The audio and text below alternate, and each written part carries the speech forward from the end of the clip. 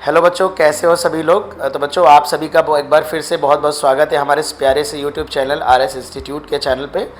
और बच्चों, मेरा नाम अनंत अग्निहोत्री है और मैं आरएस इंस्टीट्यूट में फ़िज़िक्स का लेक्चरर हूँ, फ़िज़िक्स की क्लासेस लेता हूँ। आज का हमारा टॉपिक बहुत ही इम्पॉर्टेंट है और बहुत ही ज़रूरी टॉपिक है कि फ़िज़िक्स की स्ट्रैटेजी कैसी होनी चाहिए।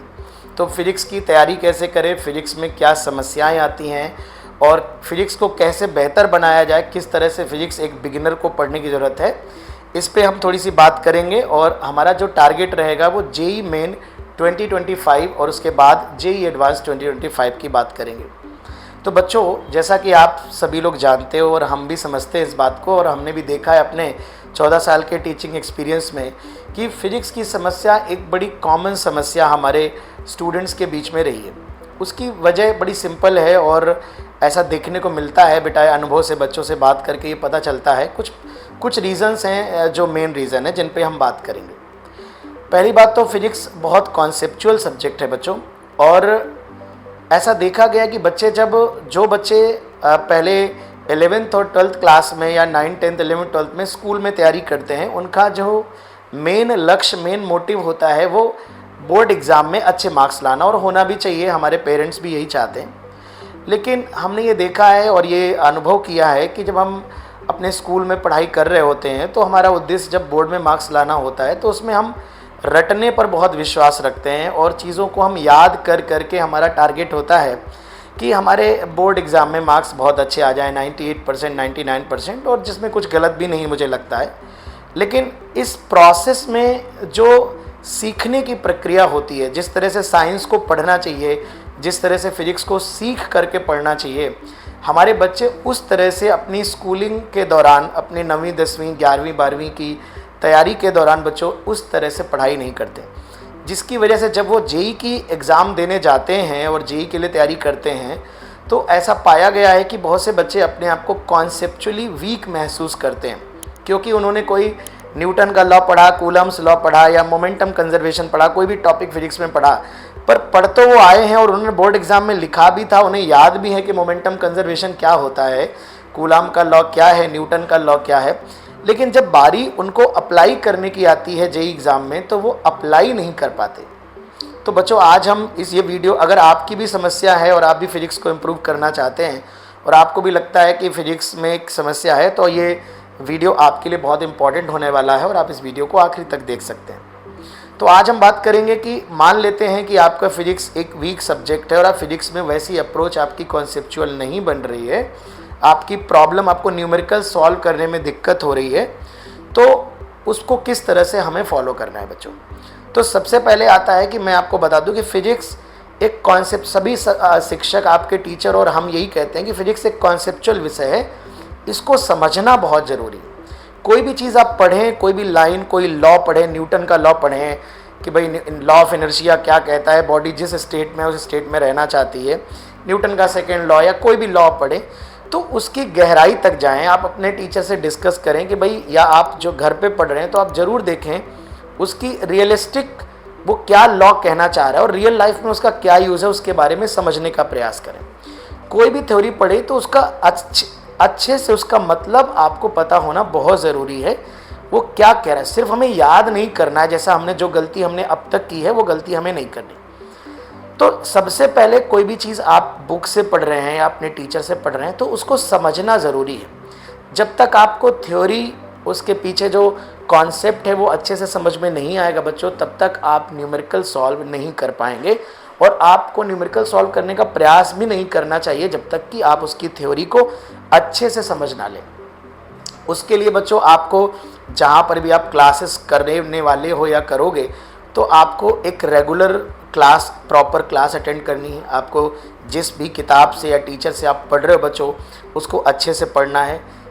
थ्योरी को बहुत अच्छे से पढ़ना है, तब तक उसको पढ़ना है जब तक कि उसके हर एक लाइन, हर एक शब्द का मतलब समझ में ना आ जाए कि इसमें ये क्या कहना चाह रहा है, और उसको एग्जाम्पल्स के थ्रू समझिए।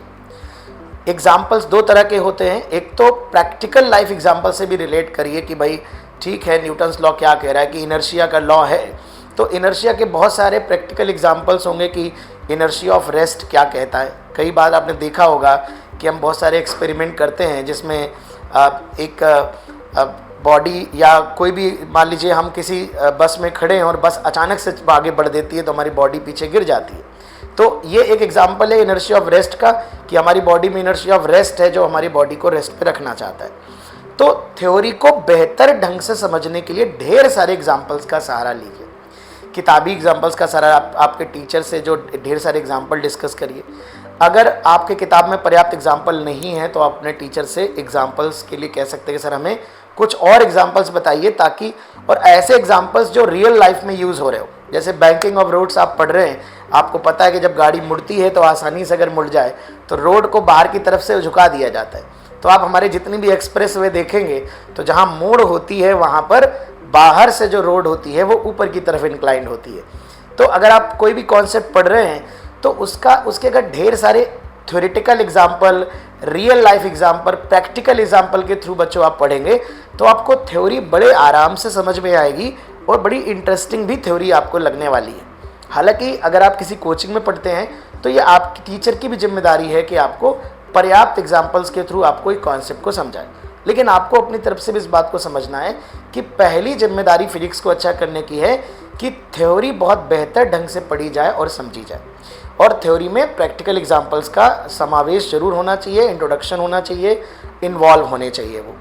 दूसरा बच्चों आता है कि थ्योरी अगर आपने पढ़ ली है तो उसको अप्लाई करने के लिए फिर आपको न्यूमेरिकल्स की पर्याप्त प्रैक्टिस करनी। कोशिश करें कि अगर आपकी न्यूमेरिकल्स बहुत अच्छे नहीं है, थ्योरी पहले से कॉन्सेप्ट बहुत अच्छे नहीं थे, तो उन कॉन्सेप्ट को अप्लाई करने के लिए आप बेसिक क्वेश्चन से शुरुआत करें।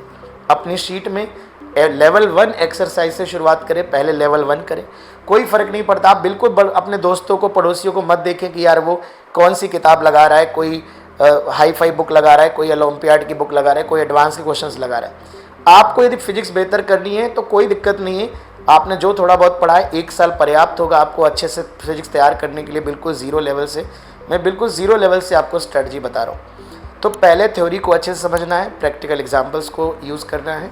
इसके बाद आपको पर्याप्त न्यूमेरिकल्स की प्रैक्टिस करनी, ढेर सारे सवाल लगाने हैं, बेसिक लेवल से स्टार्ट करने हैं। सवाल लगाते समय आपको बहुत समझ के एक सवाल को अच्छे से पढ़ना है, 2-2, 3-3 बार क्वेश्चन को पहले ढंग से समझना है, तब उसकी प्रैक्टिस करनी है, तब उसको सवाल सॉल्व करना है। और उससे रिलेटेड जो भी डाउट्स आ रहे हैं वो डाउट्स आपको रेगुलर बेसिस पे टीचर से पूछने हैं। आप इस बात को समझे कि जो डाउट डिस्कशन वाला पार्ट होता है वो बहुत ही इंपॉर्टेंट होता है बच्चों। तो अगर आप अपने डाउट पीरियोडिकली डिस्कस करते जाएंगे, आपने 20 क्वेश्चन सपोज दैट आज सॉल्व किए आपने न्यूटन्स लॉ ऑफ मोशन पे, उनमें से आपसे 3 सवाल नहीं आए तो उन 3 सवाल को आप उसी दिन जाकर के, अगले दिन जाकर के अपनी टीचर से डिस्कस जरूर करिए। अगर आपके डाउट धीरे धीरे क्लियर होते जाएंगे तो आप देखोगे कि धीरे धीरे आपने जो थ्योरी पढ़ी थी वो और अच्छी हो जाती है एग्जाम्पल सवाल सॉल्व करने से, प्रॉब्लम सॉल्व करने से।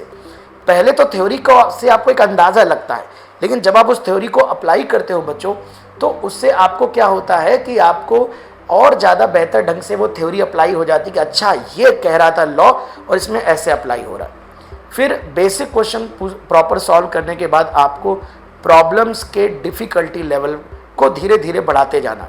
अगर आप लेवल 1 क्वेश्चन एक्सरसाइज कर चुके हो तो फिर अब आपको बच्चों लेवल 2 पे जाना है। और मैंने जैसा कि कहा कि आपको कॉन्टिन्यूअस अपने डाउट्स को क्लियर करते रहना है। अगर डाउट बने रहेंगे तो सब्जेक्ट तैयार नहीं हो पाएगा।